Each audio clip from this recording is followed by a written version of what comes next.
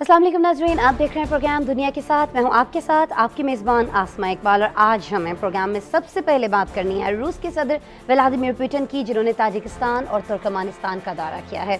नाज़रीन, उन्होंने अपने दौरे का जो आगाज़ है अपने पुराने इत्तेहादी ताजिकिस्तान से किया है। सदर इमाम अली रहमान से मुलाकात की, जिसमें दो तरफ़ा ताल्लुकात के फ़रोग़ पर जोर दिया गया। सदर पुतिन ने अपने ताजिक हम मनसब के हमरा मीडिया से बात की और इस बात के दौरान उन्होंने बताया कि अफ़गानिस्तान के साथ ताल्लुकात को मामूल पर लाने के लिए बहुत ज़्यादा काम कर रहे हैं, बहुत फ़ाल हैं।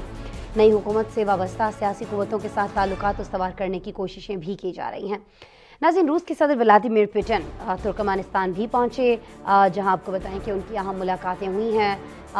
कैस्पियन सी समिट में शिरकत भी उन्होंने की और रूस के अलावा अज़रबैजान, कज़ाकिस्तान, ईरान और तुर्कमानिस्तान के जो रहनुमा हैं उनसे भी इस इजलास के दौरान उनकी मुलाकात हुई है। साहिली रियासतों को दरपेश जो मसाइल हैं उनसे निमटा किस तरह से जा सकता है, इस हवाले से हिकमत अमली पर भी गौर किया गया है। शुरा ने तिजारती राहदारी मनसूबे को जल्द पाए तकमील तक पहुँचाने पर इत्तफाक किया है। ईरान के सदर इब्राहिम रईसी ने अज़रबैजान को तुर्कमानिस्तान के रास्ते गैस की फराहमी पर भी रजामंदी जाहिर कर दी है। सदर पुतिन के दौरे ताजिकिस्तान और तुर्कमानिस्तान की अहमियत इस वक्त इतनी ज़्यादा क्यों है? क्या रूस आलमी महाज पर अपने इत्तेहादियों को मुत्तहद रख पाएगा? और जो एक बड़ा इत्तेहाद जिसकी हमने पिछले दिनों भी बात की थी, बड़े 7 ममालिक के जिसमें अमेरिका भी शामिल है, क्या ये इत्तेहाद उस इत्तेहाद का मुकाबला कर पाएगा? इस सवाल का जवाब ये रिपोर्ट देखने के बाद जानेंगे।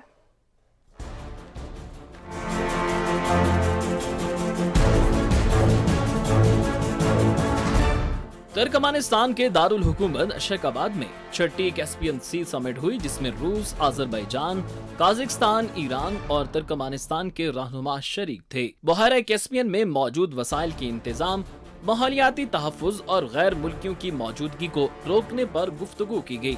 आलमी मीडिया रिपोर्ट्स के मुताबिक बहरा कैस्पियन दुनिया की सबसे बड़ी झील है, जो जनूब से ईरान, शुमाल से रूस, मगरब से जमहूरिया अज़रबैजान और मशरिक से तुर्कमानिस्तान और कज़ाकिस्तान से मुंसलिक है। इजलास में शरीक आलमी रहनुमाओं की मुलाकातें भी हुई, जिसमें बाहमी तिजारती ताल्लुकात को बढ़ाने पर जोर दिया गया। इस इजलास से पहले रूस के सदर व्लादिमीर पुतिन ताजिकिस्तान के दौरे पर पहुंचे थे। ताजिकिस्तान की सदर इमाम अली रजा ने उनके दोशंबे आमद पर इस्तकबाल किया। दोनों सदूर के दरमियान अहम मुलाकात हुई, जिसमें दो तरफा ताल्लुकात, तिजारत के फरोग और यूक्रेन के साथ जंग समेत दीगर बाहमी दिलचस्पी के उमूर पर गुफ्तगू की गई। ताजिकिस्तान के सदर इमाम अली रहमान ने रूसिया मनसब के हमरा मीडिया से गुफ्तगू में कहा कि रूस उनका अहम इत्तेहादी है। दोनों मुल्कों के दौरान 5 माह के दौरान तिजारती हुजम में 50% इजाफा हुआ है। इमाम अली रहमान ने कहा कि अमन और इस्तेहकाम के लिए जरूरी है कि खित्ते में किसी को किसी से खतरा न हो, जिसके लिए अफगानिस्तान में हालात मामूल पर लाना जरूरी है। इस मौका पर रूस के सदर व्लादिमीर पुतिन का कहना था कि अफगानिस्तान में हालात मामूल पर लाने और नई हुकूमत से वाबस्ता सियासी कुव्वतों के साथ ताल्लुकात इस्तवार करने की कोशिश कर रहे हैं। उन्होंने जोर दिया कि तालिबान हुकूमत को अफगानिस्तान के तमाम नस्ली ग्रोहों और तबकात को काबीना में शामिल करना चाहिए। दोनों रहनुमाओं ने अफगानिस्तान को दरपेश चैलेंजेस पर बातचीत से हल करने पर जोर दिया। खित्ते में अमन और इस्तेहकाम के लिए अपनी तमाम कोशिशें बरोकार लाने पर भी। खबर एजेंसी के मुताबिक 24 मई को यूक्रेन पर हमले के बाद रूसी सदर पुतिन का ये पहला बैरून मुल्क का दौरा है। अफगानिस्तान के साथ 1200 किलोमीटर लंबी सरहद रखने वाले ताजिकिस्तान का रूस में एक बड़ा फौजी अड्डा भी है। रिपोर्ट आपने देखी। अब इस सारी सिचुएशन पर बात कर लेते हैं। गेस्ट मेरे साथ वीडियो लिंक पर मौजूद हैं। हमजा रिफत हुसैन साहब मुझे ज्वाइन कर रहे हैं, माहिर हैं इंटरनेशनल अफेयर्स के। उन्हें वेलकम करते हैं। अस्सलाम वालेकुम हमजा साहब। वालेकुम अस्सलाम आसमा, बहुत शुक्रिया कि आपने मुझे शो में दावत दी। हमजा साहब, आपका शुक्रिया कि आप वक्त निकाल रहे हैं। हमजा साहब, आपका फ्रेम थोड़ा सेंटर नहीं लग रहा है मुझे। अगर ओके फाइन, बेहतर हो गया मेरे ख्याल में। ये हमारे MCRE की जानिब से था। हमजा साहब, बहुत शुक्रिया आपके वक्त के लिए। अच्छा हमजा साहब, अभी चूँकि हम बात कर रहे हैं रूस के सदर के दौरे की, हम जानते हैं कि ये जो दौरा है ये यूक्रेन पर हमले के बाद उनका पहला गैर मुल्की दौरा है। कल उन्होंने ताजिकिस्तान का दौरा किया, आज तुर्कमानिस्तान में सदर समेत कई आला अहदेदारान से उन्होंने मुलाकातें की हैं। पहले तो ये हमें समझा दीजिएगा कि उनका ये दौरा मौजूदा सूरत हाल में कितनी अहमियत रखता है, ख़ासतौर पर तब जब एक तरफ G7 ने 3 रोज़ा इजलास में रूस पर मज़ीद पाबंदियों का ऐलान किया है, उसके खिलाफ जो अपना इकट्ठ है उसको मज़ीद मजबूत बनाने की बात की, और फिर नेटो के इजलास में भी अहम फैसले होने जा रहे हैं। हमजा साहब। जी, बहुत शुक्रिया आसमा। पहली बात तो समझने की ये ज़रूरत है कि रूस ने अपने स्फीयर ऑफ इन्फ्लुएंस के अंदर जितने भी ममालिक हैं जिनके उनके साथ बहुत अच्छे ताल्लुकात हैं, उनमें से बहुत सारे ममालिक जो हैं वो यूक्रेन कॉन्फ्लिक्ट के हवाले से एक न्यूट्रल स्टांस उन्होंने अपनाया हुआ है। रशिया ने ये डिसाइड किया है कि इन ममालिक के साथ तिजारत बढ़ाई जाए, क्योंकि जिस तरह से आपने ज़िक्र किया कि G7 समिट के अंदर सैंक्शंस की बात की गई थी मॉस्को के ऊपर, तो रशिया अपने जो इकोनॉमिक क्लाउट है उसको बढ़ाने के लिए इन मुल्कों का दौरा कर रहा है। इसमें हमें बिल्कुल भी हैरानगी नहीं होनी चाहिए अगर ताजिकिस्तान, कज़ाकिस्तान और उज़्बेकिस्तान के बाद अगर रूसी सदर जो है ईरान का भी दौरा करे और चीन का भी दौरा करे। क्योंकि उनको पता है कि अगर जिस तरह से मगरब के साथ एक कशीदगी का एक माहौल बना हुआ है, तो उनको वो ऑयल और गैस रिजर्व जो उनके हैं, उनके लिए एक एडिक्वेट मार्केट उनके लिए होना बहुत ज़्यादा ज़रूरी है। तो ये बहुत ज़्यादा अहम रखता है ये दौरा, एक सिग्नल देने के लिए वेस्ट को कि रूस के पास भी उनका एक अपना स्फीयर ऑफ इन्फ्लुएंस है, जहाँ पे वो मुख्तलिफ ममालिक के साथ अपने जो बायलैटरल रिलेशनशिप है उसको बढ़ा सकते हैं। एक सिम्बलिज्म भी है। ज़ाहिर बात है ये जो बहुत सारे ममालिक हैं ये SCO के भी मेंबर्स हैं, शंघाई कोऑपरेशन ऑर्गेनाइजेशन के भी मेंबर्स हैं, और जिस तरह से मैंने पहले कहा कि इनकी खारजा पॉलिसी के अंदर न्यूट्रलिटी के ऊपर बहुत ज़्यादा जोर दिया। तो इस वजह से हमें ये समझने की ज़रूरत है कि ये सिर्फ व्लादिमीर पुतिन की तरफ से ये है, एक सिग्नल है कि अगर हम यूक्रेन के ऊपर हमला कर सकते हैं और जो वेस्ट ने हमें सिक्योरिटी गारंटीज नहीं दी हुई उसके खिलाफ अगर हम कार्रवाई कर सकते हैं, तो हम बिल्कुल भी आइसोलेट नहीं रहेंगे। हम उन ममालिक के साथ भी हम ताल्लुक रखेंगे जिनके साथ हम मुआशी तौर पे अपने बायलैटरल एग्रीमेंट्स और ऑयल और गैस को हम ये जो ममालिक हैं ठीक है ये न्यूट्रल रहे हैं, रशिया का बहुत सारे मामलात में साथ देने की कोशिश भी कर रहे हैं, उसके साथ खड़े होने को भी जाहिर कर रहे हैं, लेकिन क्या ये रूस को उस तरह से मजबूत कर पाएंगे जिस तरह से वो बड़े 7 ममालिक जो हैं अब वो यूक्रेन को मजबूत कर पा रहे हैं? उनका तो कोई मुकाबला दिखाई नहीं देता है ना इन ममालिक से। ये वो बात बिल्कुल ठीक है। मैं सिर्फ सिग्नलिंग की बात कर रहा हूँ। मैं ये हरगिज़ ये नहीं कह रहा कि अगर इन ममालिक के साथ अगर रूस अपने ताल्लुकात आगे बढ़ाता है वो एक मजबूत पोजीशन के अंदर आ जाएगा। हमें ये पता होना चाहिए कि रशिया जो है इसके बैकफुट के ऊपर है, माशी तौर के ऊपर उनके ऊपर सैंक्शंस लगी हुई हैं, ऑयल और गैस के रिजर्व उनको कर्टेल किया जा रहा है G7 समिट के हवाले से। तो उनका ये तरीक़ेकार है कि जो मुल्क उनके स्फीयर ऑफ इन्फ्लुएंस या जिनके साथ उनके बॉर्डर्स हैं, उनके साथ अगर वो ताल्लुकात बढ़ा सकें तो उनको एक ऑल्टरनेट आप कह सकते हैं कॉन्ड्यूट मिल जाएगा अपनी एनर्जी सप्लाईज को बेचने के लिए। इसका हरगिज़ ये मतलब नहीं है कि G7 समिट के जो क्लाउड है जिसमें आपके पास बहुत सारे ऐसे ताकतवर मुल्क हैं जो डेमोक्रेसीज हैं, जो दुनिया के पूरे सिस्टम को रन कर रहे हैं, उनकी तरफ से जो डिक्टेशंस आएंगी वो ज़ाहिरी बात है वो ज़्यादा अहमियत रखती है बनिस्बत इस दौरे की। पर इस दौरे की पॉलिटिकल सिग्निफिकेंस ज़रूर है कि व्लादिमीर पुतिन सिग्नल कर सकता है वाशिंगटन को, ऑटवा को, पेरिस को या लंदन को कि हमारे पास भी ऑप्शंस हैं। अगर आप हमारे खिलाफ सैंक्शंस लगाएंगे तो हम इन मुल्कों के साथ अपने तजारत को बढ़ाने की पूरी ये बताना मकसूद है कि कहीं ऐसा नहीं है कि अगर आप हमारे खिलाफ कुछ ममालिक को इकट्ठा कर पाए हैं तो हम कोई दुनिया में बहुत आइसोलेट होकर नहीं रह जाएंगे, बहुत तन्हा होकर नहीं रह जाएंगे, ये सिग्नल देना मकसूद है। अच्छा, एक और चीज़ जो यहाँ की है, हमजा साहब, सदर व्लादिमीर पुतिन ने बात की है और उन्होंने ख़ास तौर पर अफ़गानिस्तान की कहा। उन्होंने ये है कि हम अफ़गानिस्तान को बहुत अहम समझते हैं, उनके साथ ताल्लुकात को दोबारा से मामूल पर लाना चाह रहे हैं, इसके लिए हम काम भी कर रहे हैं। और तालिबान से भी उन्होंने कहा है कि हुकूमत में जो बाकी के तमाम तबकात हैं उनको भी शामिल किया जाए। क्या फिर से कुछ आने वाले दिनों में हम देख रहे होंगे कि अफ़गानिस्तान जो है फिर रूस के लिए बहुत ज़्यादा अहमियत इख्तियार कर जाएगा? कुछ ऐसे मामलात होने जा रहे हैं? बिल्कुल ऐसे मामलात होने जा रहे हैं, क्योंकि व्लादिमीर पुतिन ने क्लियरली ये बात की है कि अमेरिकी खारजा पॉलिसी ने किसी भी खत्ते के अंदर, किसी भी मुल्क के अंदर जो नेटो की जो इंटरवेंशन थी, US लेड नेटो की इंटरवेंशन थी, उसमें अमन नहीं आ सका। तो रशिया अपना एक जिसको आप कह सकते हैं पॉजिटिव रोल अदा करना चाह रहा है अफगानिस्तान की पोस्ट वॉर रिकंस्ट्रक्शन एफर्ट्स के अंदर। उसमें पॉलिटिकल डायलॉग, सियासी डायलॉग का होना बहुत ज़्यादा ज़रूरी है। तालिबान को दूसरे जो आप कह सकते हैं कि जो सियासी अनासर हैं उनको इकट्ठा करके किसी किस्म का एक ऐसी पॉलिटिकल अरेंजमेंट होनी चाहिए जिससे इकोनॉमिक हालात बेहतर हो सके। उसमें रूस जो है वो एक सालिसी किरदार अदा कर सकता है। साथ साथ जो ममालिक हैं उसके साथ चीन का जो वेस्टर्न पार्ट, जो सिंकियांग का जो प्रोविंस है, उसके लिए भी बहुत ज़्यादा, चीन के लिए भी बहुत अहमियत रखता है कि अफगानिस्तान के अंदर स्टेबिलिटी आ सके। हमने ये देखा है कि 9/11 के बाद अफगानिस्तान में जो नेटो इंटरवेंशन है उससे आप कह सकते हैं तालिबान को तो की हुकूमत को तो उन्होंने गिरा दिया था, पर उसके बाद जो जिस किस्म की आप कह सकते हैं कि दहशतगर्दी की जो शिद्दत थी वो जिस तरह से बढ़ी है, तालिबान के जो एक काउंटर इंसर्जेंसी थी उससे के हवाले से जिस तरह से बढ़ी है, इसका मतलब है कि अफगानिस्तान में अमन नहीं आ सका। और अफगानिस्तान में ये दिनों पहले जो है एक जलजला भी आया था जिससे बहुत बड़ा एक ह्यूमैनिटेरियन क्राइसिस था। तो रूस जो है अफगानिस्तान को डेफिनेटली प्रायोरिटी के ऊपर रखता है, क्योंकि अगर तो अफगानिस्तान स्टेबल होगा तो सेंट्रल एशिया के अंदर स्टेबिलिटी आएगी और साउथ एशिया के अंदर स्टेबिलिटी आएगी, चीन में भी स्टेबिलिटी आएगी और रशिया के अंदर भी स्टेबिलिटी आएगी। तो ये डेफिनेटली एक है इसमें। अच्छा हमजा साहब, एक और बड़ा अहम मुल्क वो है ईरान। रूसी सदर की ईरानी हम मनसब से भी मुलाकात हुई है ना। हम ये भी जानते हैं कि अमेरिका और मगरबी दुनिया के ताल्लुकात इन दोनों ममालिक के साथ ख़राब हैं। ईरान के साथ तो क्या मामला है अमेरिका के, सभी जानते हैं। क्या यही वजह है इन दोनों ममालिक के आपस में ज़्यादा करीब आ जाने की, और दोनों मुल्कों के आपस में क्या मफादात हो सकते हैं? चलिए आपसी मफादात भी बता दीजिएगा और फिर ज़रा ये भी समझा दीजिएगा कि क्या ये दोनों मिलकर मगरबी दुनिया को किसी तरह से किसी भी मुश्किल में डाल सकते हैं अगर ईरान और रूस मिल जाते हैं तो? देखिए, सबसे इम्पोर्टेंट बात यह है कि ईरान P5+1 JCPOA डील का जो है वो उसका एक नेगेटिव असरात पड़ा है ईरानी लीडरशिप के ऊपर। एक ट्रस्ट डेफिसिट है, वो ट्रस्ट नहीं करते वेस्टर्न लीडर्स को। रशिया के साथ ऑब्वियसली यूक्रेन क्राइसिस का एक इशू है, तो ये कहना गलत नहीं होगा कि वेस्ट के खिलाफ आप कह सकते हैं कि रशिया और ईरान का करीब आना, उसमें उनके मफादात बहुत ज़्यादा हैं, ताकि वो वेस्ट को एक पॉलिटिकल सिग्नल दे सकें कि अगर आप हमारे जो लेजिटिमेट सिक्योरिटी कंसर्न्स है, ईरान के हवाले से उनकी न्यूक्लियर डील है और रशिया के हवाले से जो सिक्योरिटी गारंटीज नेटो ने उनको नहीं दी हुई, अगर आप उसको केटर नहीं करेंगे तो हम एक जॉइंट अलायंस बढ़ा सकते हैं। पर उसके साथ ही साथ अगर हम माजी में देखें, ईरान और रूस का हमेशा से ही बहुत ही करीबी ताल्लुकात रहे हैं।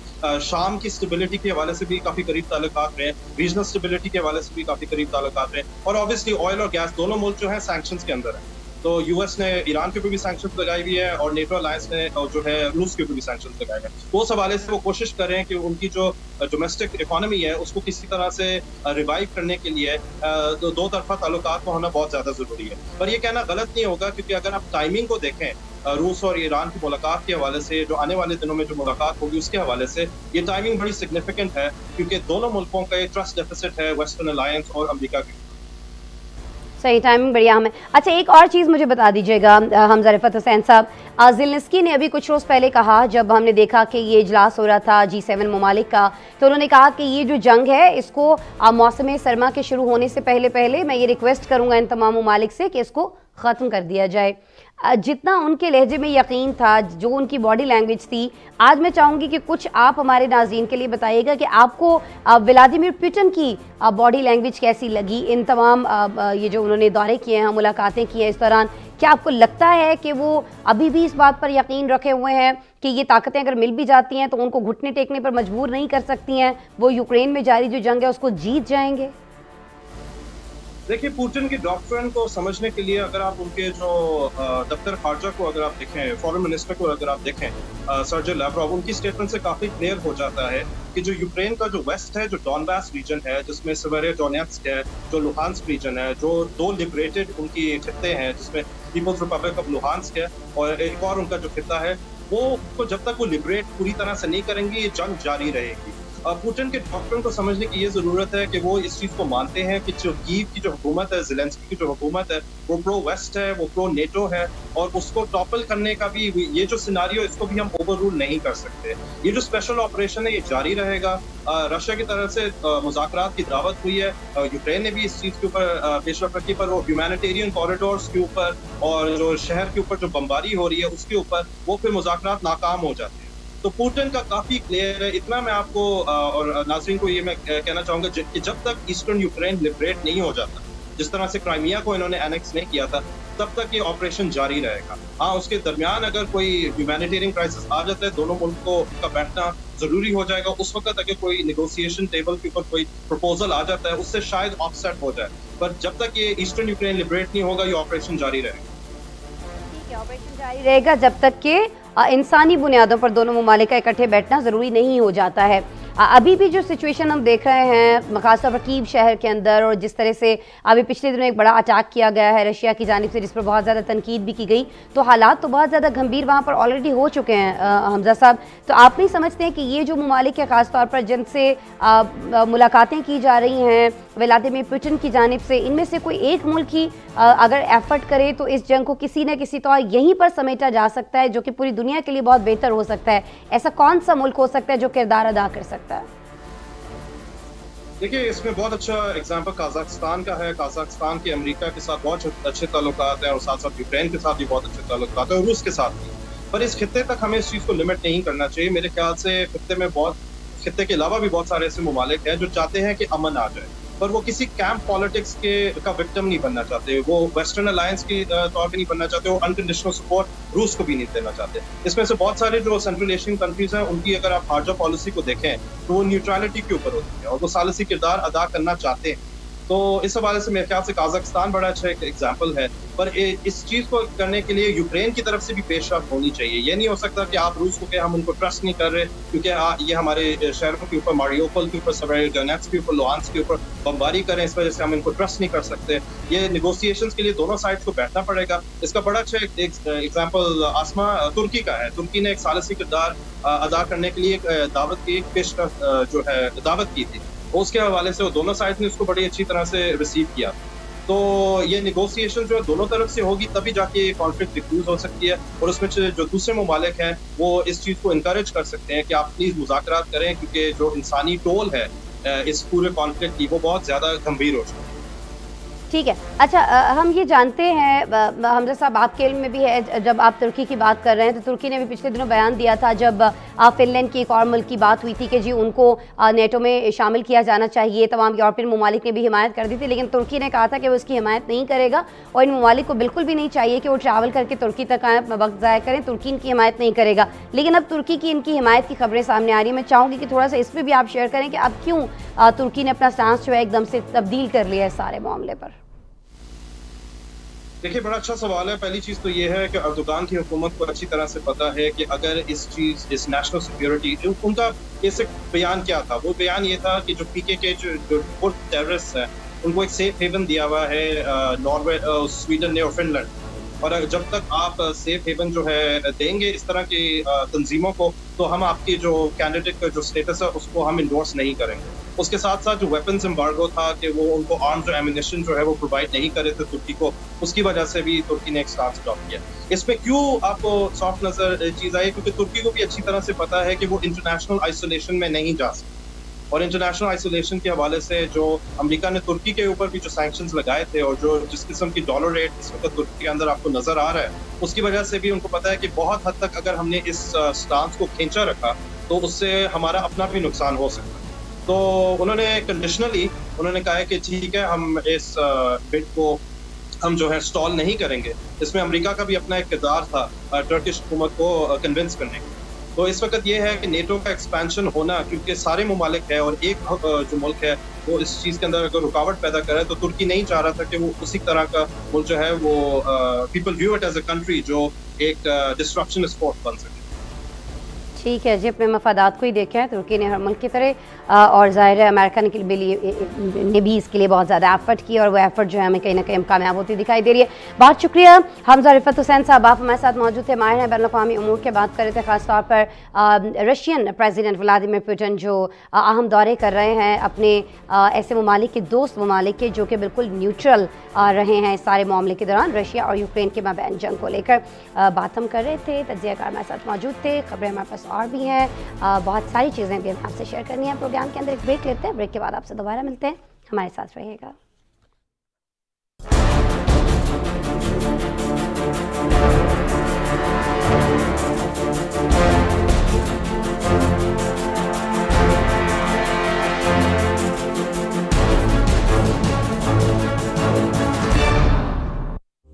ज़ेरे इदारत जुनैद सलीम, रोजनामा इंसाफ, हर घर के लिए, घर भर के लिए इंसाफ के तलबगार बनिए। रोजनामा इंसाफ पढ़िए।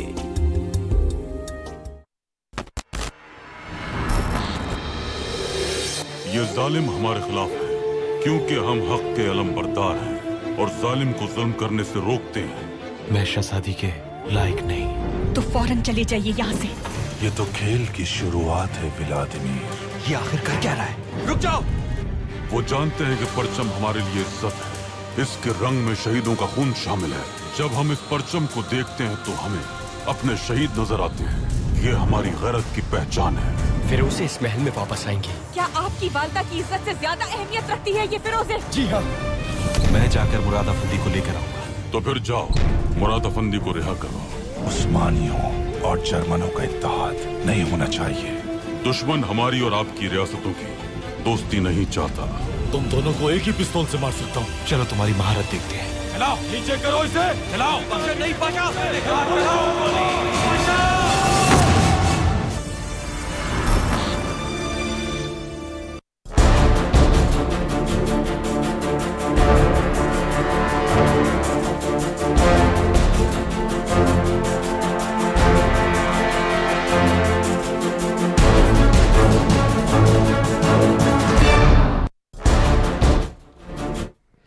Welcome back. और आज एक और बड़ी इंटरनेशनल स्टोरी ये सामने आई कि नेटो ने रूस से फौजी कार्रवाई बंद करने और यूक्रेन से दस्तबरदारी का मुतालबा कर दिया है। नाज़रीन, स्पेन में नेटो के सरबराही इजलास के दौरान यूक्रेन में तबाही, इंसानी बहरान का जिम्मेदार मॉस्को को ठहराया गया है। मॉस्को के इकदाम को आलमी कवानीन के खिलाफ वर्जी भी करार दे दिया गया। शुरा ने इस बात पर इत्तेफाक किया है कि जंगी जराइम के तमाम जिम्मेदारों को जवाबदेह होना पड़ेगा। नेटो की जानिब से मशरकी यूरोप में फौजी दस्तों की तैनाती का ऐलान भी कर दिया गया है। नाज़रीन, आपको ये भी बताएं कि नेटो रहनुमाओं ने इल्ज़ाम ये लगाया है कि रूस ने जानबूझकर खुराक और तवानाई के बहरान को बढ़ाया है, जिससे दुनिया भर के अरबों लोग मुतासर हो रहे हैं। खुराक के आलमी बहरान के खात्मे के लिए बैनुल-अक़वामी कोशिशों की हिमायत पर भी इत्तेफाक किया गया है। आपको ये भी बताएं नाज़रीन कि तुर्की अपना मुतालबा पूरा होने पर फिनलैंड और स्वीडन के नेटो में शमूलियत की हिमायत पर राजी हो चुका है, जिस पर अभी थोड़ी देर पहले हम बात भी कर रहे थे। रुकन ममालिक ने तीनों ममालिक के दरमियान हालिया मुआहदे का खैर मकदम किया है। नेटो इजलास में क्या फैसले हुए हैं, मजीद क्या होने जा रहा है, इस रिपोर्ट में जानते हैं।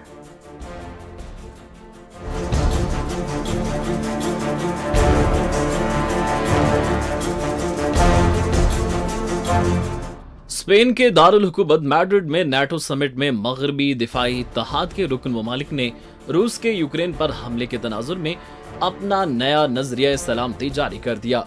इजलास में नई पॉलिसी पर तमाम रुकन मुल्कों ने दस्तखत किए। इस इत्तेहाद ने आखिरी मर्तबा अपनी ऐसी पॉलिसी 2010 में तरतीब दी थी। एलामिया में कहा गया कि नेटो अब रूस को अपने एक स्ट्रेटेजिक पार्टनर के तौर पर नहीं देखता। ये इत्तेहाद रूस के साथ कोई तनाज़ा भी नहीं चाहता और न ही नेटो मॉस्को के लिए कोई खतरा है। नेटो रहनुमाओं ने रूस के यूक्रेन पर फौजी हमले के तनाजुर में मशरकी यूरोप में मजीद फौजियों की तैनाती का ऐलान भी किया। ये इत्तेहाद अपनी रैपिड रिएक्शन फोर्सेस की तादाद को 40,000 से बढ़ाकर 3 लाख तक कर देने का इरादा रखता है। नेटो के ये फोर्सेस आमतौर पर इस इत्तेहाद की मरकजी कमान को रिपोर्ट करती हैं और उन्हें किसी भी रुकन मुल्क में तैनात किया जा सकता है। नेटो सेक्रेटरी जनरल स्टोल्टनबर्ग ने कहा कि ये समिट एक ऐसे मौके पर हो रही है जब इस इत्तेहाद के रुकन ममालिक को दूसरी आलमी जंग के बाद संगीन सिक्योरिटी बहरान का सामना है। यूक्रेन के सदर ज़ेलेंस्की ने वीडियो लिंक के जरिए इस इजलास से खिताब में नेटो की जानिब से साथ न देने का शिकवा किया और रूस का मुकाबला करने के लिए मजीद हथियारों की फराहमी का भी मुतालबा किया। दूसरे जानिब तुर्की, फिनलैंड और स्वीडन की नेटो रुकनीत से मुतालिक हिमायत पर रजामंद हो गया। तुर्क न्यूज एजेंसी के मुताबिक ये फैसला सदर रजब तैयब उर्दवान की दोनों मुल्कों के साथ होने वाली मुलाकात में किया गया। नेटो के सेक्रेटरी जनरल ने इस मुलाकात के लिए सहूलतकार का किरदार अदा किया है। खबर एजेंसी के मुताबिक मैड्रिड समिट में फिनलैंड, स्वीडन को इत्तेहाद में मदऊ करने के साथ साथ सैफरी की यादाश्त पर दस्तखत का खैर मकदम किया गया है। उधर अमेरिकी सदर जो बाइडन ने इलाकाई सलामती की खातिर यूरोप में अमेरिकी फौजियों की तादाद में इजाफे का ऐलान किया है। सदर बाइडन के मुताबिक अमेरिका पोलैंड में एक मुस्तकिल हेडक्वार्टर कायम करने के साथ साथ 2 इजाफी F-35 लड़ाका जेट स्क्वाड्रन बरतानिया भेजेगा। जर्मनी और इटली में पहले से मौजूद फिजाई दिफा और दीगर सलाहियतों में इजाफा कर दिया जाएगा। खबर एजेंसी के मुताबिक रूसी वजीर खारजा ने रद्द-ए-अमल दिया कि अमेरिका यूक्रेनी सदर ज़ेलेंस्की की जगह खुद फैसले कर रहा है। मगरबी ममालिक यूक्रेन को जिस हद तक ज्यादा असला देंगे, ये जंग उतनी ही तवील होती जाएगी। और अब कर रहेंगे अमेरिका का, जहां कांग्रेस की इमारत कैपिटल हिल पर गुज़श्ता साल होने वाले हमले की 6ठी अवामी समाअत हुई है। और इस समाअत में आज अहम चीज़ ये हुई है कि साबिक सदर डोनाल्ड ट्रंप के जो चीफ ऑफ स्टाफ हैं, उनकी जो साबिका मुआविन थी, उन्होंने इस केस से मुतालिक नहायत अहम इंकशाफात किए हैं। खातून ने बताया कि डोनाल्ड ट्रंप अमेरिकी पार्लियामेंट पर होने वाले हमले में खुद भी शरीक होना चाहते थे, लेकिन जब उन्हें पता चला कि सिक्योरिटी वजूहात की वजह से वो ऐसा नहीं कर सकते हैं, तो वो बहुत ज़्यादा गुस्से में आ गए थे। इस गवाही को नाजरीन केस में अब तक की सबसे अहम गवाही समझा जा रहा है।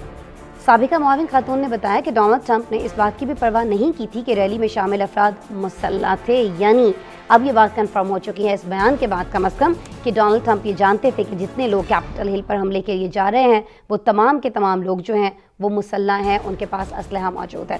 नाज़रीन, गुज़िश्ता साल 6 जनवरी को कैपिटल हिल पर हमला हुआ था जिसमें एक पुलिस एहलकार समेत 7 अफराद हलाक जबकि 150 के करीब जख्मी हो गए थे।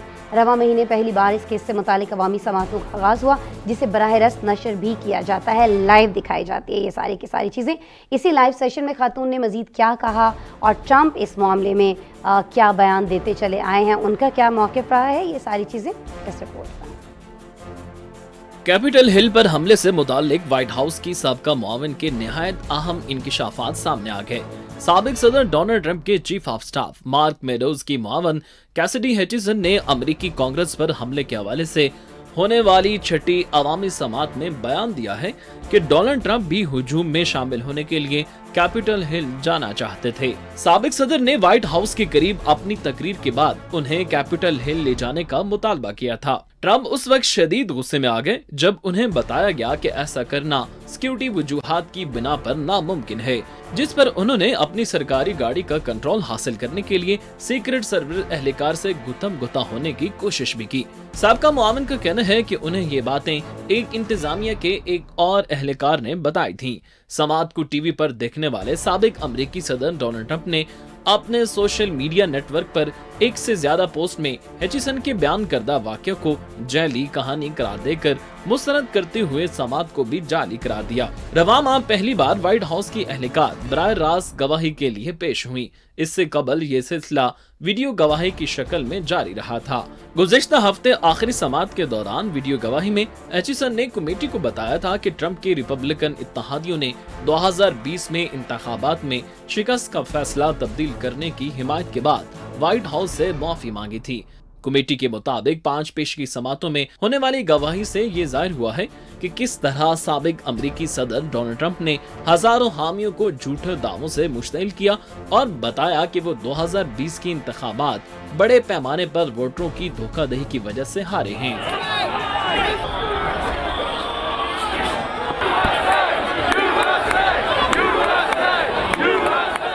गुज़िश्ता साल 6 जनवरी को कैपिटल हिल पर हमले के नतीजे में एक पुलिस एहलकार समेत 7 अफराद हलाक जबकि 150 के करीब पुलिस एहलकार जख्मी हो गए थे।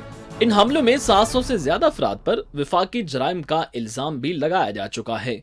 अमरीकी कैपिटल पर हमले की तहकीकात वफाकी सतह पर अमरीकी तारीख की सबसे बड़ी तहकीकात है। तवक्को की जा रही है कि अगले माह 9 रुकनी कमेटी इस हमले पर 1 या 2 मजीद समाअतें करेगी, जिसके बाद ट्रंप के हवाले से फैसला मुतवक्की है। अब देखना यह है कि जब ये फैसला आता है तो उसके बाद ट्रंप का क्या रिएक्शन होने वाला है। पहले तो बताया जा रहा है कि जब उन्हें कहा गया कि वो आइस हमले के दौरान नहीं जा पाएंगे कैपिटल हिल तो वो गुत्थम गुत्था भी हो गए थे ड्राइवर के साथ। बहरहाल जी, प्रोग्राम में आगे बढ़ जाते हैं, बात कर लेते हैं शाम की, जहाँ खाना जंगी ने लाखों अफराद की जिंदगियाँ छीन ली हैं। अक़वाम मुत्तहिदा की शाम के हवाले से शाया करदा रिपोर्ट में ये बताया गया है, ये इंकशाफ किया गया है कि गुज़िश्ता 10 साल की जंग के दौरान 3,06,887 शहरी मारे गए हैं। हलाकतों की ये मजमूई तादाद शाम में तसादम शुरू होने से कबल की आबादी का 1.5% हिस्सा बनती है। शाम की आधी आबादी पहले ही जंग की वजह से मुल्क छोड़ चुकी है। महंगाई 90% से तजावुज़ कर गई है। लाखों लोगों को फौरी इमदाद की ज़रूरत है। शाम में तसादुम का ये सिलसिला है। यह मार्च 2011 में सदर बशार अल असद हुकूमत के खिलाफ पुरअमन एहतजाज और इस्तीफे के मुतालबे से शुरू हुआ था, लेकिन सूरत हाल इतनी संगीन कैसे हो गई, 10 साल में इतनी बड़ी तबाही किस तरह से हो गई, अब शाम के अंदर क्या मामलात रहे हैं, अक़वाम मुत्तहिदा की जानिब से जो रिपोर्ट शाया की गई है इसमें मज़ीद क्या कुछ इंकशाफात हैं, ये सारी चीज़ें हमने एक रिपोर्ट के अंदर समोई हैं आपके लिए, आपको दिखाएंगे। शाम में जारी जंग लाखों अफराद की जान ले गई। अक़वाम मुत्तहिदा की नई रिपोर्ट के मुताबिक 2011 से मुल्क में जंग शुरू होने से 31 मार्च 2021 के दरमियान होने वाली लड़ाई के नतीजे में शहरी हलाकतों की नई तादाद 3,06,887 तक पहुँच गई है। रिपोर्ट के मुताबिक तशद्दुद ज़दा मुल्क शाम में पिछले 10 बरसों के दौरान हर रोज कम अज कम 83 शहरियों की हलाकतें हुई, जिनमें 18 बच्चे शामिल हैं। अक़वाम मुत्तहिदा की तरफ से जारी इस रिपोर्ट में तसादुम के दौरान हलाक होने वाले फौजी या असलियत पसंदों की तादाद शामिल नहीं है। इदारे के मुताबिक इनकी तादाद भी लाखों में है। जारी करदा रिपोर्ट में वो अफराद भी शामिल नहीं जिनकी हलाकत के बाद घर वालों ने हुकाम को मतला किए बगैर ही उनकी तदफीन कर दी। रिपोर्ट में 1,43,350 शहरियों के नाम, हलाकत की तारीख और मकाम के साथ इनफरादी तौर पर तफसीलात दी गई हैं। ये रिपोर्ट 8 मुख्तलिफ ज़राए से हासिल करदा मालूमात की बुनियाद पर तैयार की गई है। शाम में तसादुम का सिलसिला मार्च 2011 में उस वक्त शुरू हुआ था जब खलीजी ममालिक में अरब स्प्रिंग नामी तहरीक ने जोर पकड़ना शुरू किया और मुल्की सदर बशारुल असद की बदउनवानियों के खिलाफ पुरअमन एहतजाज शुरू हुए। हुकूमत ने ताकत की मदद से मुजाहिरों को कुचलने की कोशिश शुरू की तो हिज़्ब मुखालिफ के हामियों ने भी हथियार उठा लिए। तशद्दुद बढ़ता चला गया और मुल्क खाना जंगी की जानिब गामजन होने लगा। बात सिर्फ यहीं तक महदूद नहीं रही। इस जंग में मुतअद्दिद तंजीमें और मुतअद्दिद मुल्क अपने एजेंडों के तहत मुलव्विस हो गए। एक तरफ जंग ने मजहबी रंग इख्तियार किया तो वहीं मुल्क के अंदर बदअमनी से दौलत इस्लामिया और अल-कायदा जैसी शिद्दत पसंद तंजीमों ने कदम जमाना शुरू कर दिए। शामी हुकूमत को ईरान और रूस की हिमायत हासिल है, जबकि अमेरिका, तुर्की और सऊदी अरब बागियों की पुश्तपनाही कर रहे हैं। तवील खाना जंगी ने मुल्क को तबाही के दहाने पर ला खड़ा किया है। शाम की 2 करोड़ 20 लाख आबादी का आधा हिस्सा मुल्क छोड़कर जा चुका है। 70 लाख के करीब अफराद मुल्क में दरबदरी की जिंदगी गुजार रहे हैं। 20 लाख अफराद बुनियादी सहूलियात से महरूम कैंपों में जिंदगी गुजारने पर मजबूर हैं। बरतानवी खबर रसां एजेंसी के मुताबिक गुज़िश्ता 2 सालों में अमरीकी पाबंदियों की वजह से मुआशी हालात भी निहायत दगरगों हो चुके हैं। मुल्की पैसे की कदर में 2022 के आगाज में 140% कमी देखने में आई, जिसकी वजह से मुल्क में महंगाई में 90% से भी इजाफा हो चुका है। अक़वाम मुत्तहिदा का कहना है कि जब तक मुल्क में जंग खत्म नहीं होती, आम शहरियों की हलाकत का खतरा मुंडलाता रहेगा। मुल्क में सियासी और इंसानी बहरान के खात्मे के लिए सबको मुत्तहिद होकर मुअस्सर लाहे अमल अपनाना होगा। शाम में इतना बड़ा नुकसान कैसे हुआ, किस तरह से हुआ, डिटेल रिपोर्ट आपने देखी। अब कुछ बात कर लेते हैं जी। दुनिया भर में मौसम की जो शदीद गर्म तरीन होता चला जा रहा है। दुनिया के बेशतर ममालिक हम जानते हैं शदीद गर्मी की लपेट में हैं। टोक्यो की बात करें तो वहाँ लगातार 3 दिन में दर्जा हरारत 35 डिग्री सेंटीग्रेड तक पहुँच गया है। गर्मी की हालिया लहर 150 सालों का रिकॉर्ड तोड़ चुकी है। यूरोप में भी रिकॉर्ड हीट वेव ने गर्मी के रिकॉर्ड तोड़ दिए हैं। इटली, मशरकी यूरोप, बहिरा रोम और शुमाली अफ्रीका के बेशतर हिस्सों में दर्जा हरारत बहुत ज़्यादा बढ़ चुका है। और डिटेल के लिए आपको एक रिपोर्ट दिखा देते हैं।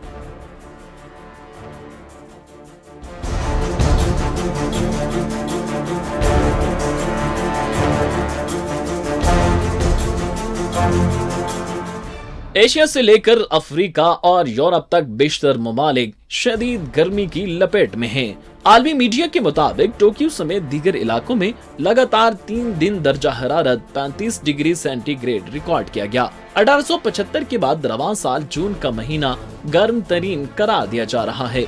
गर्मी की लहर के 5वें दिन दारुल हुकूमत टोक्यो के करीबी इलाकों में 40 सेंटीग्रेड के दर्जा हरारत की पेशगोई की गई थी।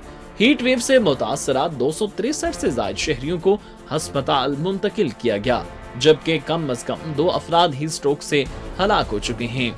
जापान के महकमा मौसमियात ने पेशगोई की है कि टोक्यो का दर्जा हरारत 5 जुलाई तक 30 सेंटीग्रेड से नीचे नहीं आएगा। ऐसे में बिजली बहरान ने भी शहरियों के लिए मुश्किलात बढ़ा दी हैं। जापान में कुछ मैन्युफैक्चरर्स ने बिजली बचाने के लिए पैदावार को कम करने के मंसूबों का ऐलान भी किया है। यूरोपीय मुल्कों को भी रिकॉर्ड हीट वेव का सामना है। इटली की दारुल हुकूमत रोम में दर्जा हरारत 40.7 डिग्री सेंटीग्रेड रिकॉर्ड किया गया। नॉर्वे, फिनलैंड, नीदरलैंड समेत दीगर ममालिक में भी सूरज की किरणों ने शहरियों को बेहाल कर दिया। कनाडा की रियासत मानीतुबा में मामूल से ज्यादा बुलंद होने वाले दर्जा हरारत के बायस 134 साला रिकॉर्ड तोड़ दिया। कैनेडियन मेट्रोलॉजिकल सर्विस के मुताबिक विनीपेग में हफ्ते के आखिर में दर्जा हरारत 37 डिग्री रिकॉर्ड किया गया।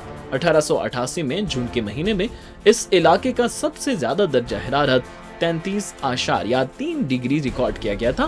पाकिस्तान और भारत में भी जून में मौसम गर्म तरीन रहा। पाकिस्तान के मैदानी इलाकों में रवां माह के दौरान दर्जा हरारत 48 से 50 डिग्री सेंटीग्रेड रिकॉर्ड किया गया। एक हफ्ते कबल रावलपिंडी इस्लामाबाद में होने वाली बारिशों से जहां मौसम ठंडा हो गया था, वहीं जाते जून के आखिर में एक बार रिकॉर्ड गर्मी की लपेट में है। मौसम का अहवाल बताने वालों ने मुल्क में मानसून बारिशों की पेशगोई की है, जिससे गर्मी की शिद्दत में कमी वाक़ई होने के इम्कानात हैं। अक़वाम मुत्तहिदा के क्लाइमेट चेंज पैनल के मुताबिक इस साल दुनिया के बेशतर ममालिक में गर्मी की शिद्दत में गैर मामूली इजाफा देखने में आया। बढ़ते आलमी दर्जा हरारत ने 1950 की दहाई से खित्तों में गर्मी की शिद्दत में इजाफा कर दिया है, जो नए चैलेंजेस को जन्म दे रहे हैं। आज तक के लिए प्रोग्राम में इतना ही। कल दोबारा आपसे मुलाकात होगी। अपना बहुत सारा ख्याल रखिएगा। अल्लाह ने के बाद।